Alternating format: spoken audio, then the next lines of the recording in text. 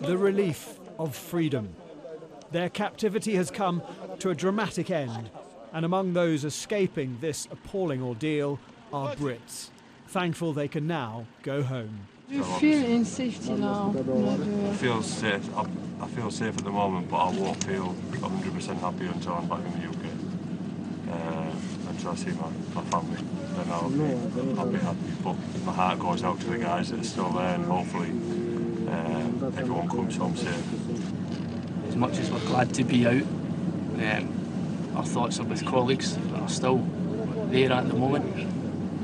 But yeah, very relieved. The reporter from Algerian state TV doesn't ask details of the ordeal, but is interested to get reassurance that the Algerian army did a great job. How do you think about the operation of the army Algerian to save you? I think they did a fantastic job. I was very impressed with the Algerian army. Very exciting episode. Well, I feel sorry for anybody who's been hurt. I thought the army and the gendarmes did a fantastic job. Just kept us all nice and safe. This Algerian worker says he was in a room with 260 people when the army started firing. He says they hit the terrorists while he and other hostages escaped through a back door. Those being treated by medical teams were also asked about the rescue operation. What do you think from Algerian army? They are a bit noisy. They are a bit noisy. They're a bit noisy, and we just heard. We were in our rooms, so we just heard what's happening. But they saved us. I don't remember. It happened Anything? so fast. It happened so fast. So fast? Those rescued seem thankful, but it's feared many were also killed, others still held, and Algeria's decision to storm the complex is a moot point. David Cameron told MPs he'd asked to be warned of any operation, but wasn't.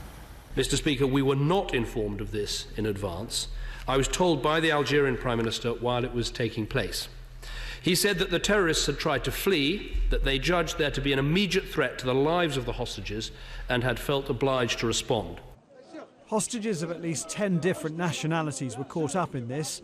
Japan's government is said to be furious it wasn't warned about the operation.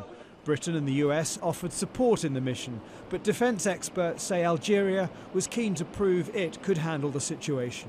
Algeria may have made the calculation that recapturing control of its gas field was more important perhaps than the risk of some hostages losing their lives, and that's the way the Algerian government has historically approached this kind of incident. Foreign kidnappings in this region are common, but this large-scale attack heralds a more ambitious terrorist presence, and governments now have to calculate how they'll respond to it. This is a ruthless terrorist attack.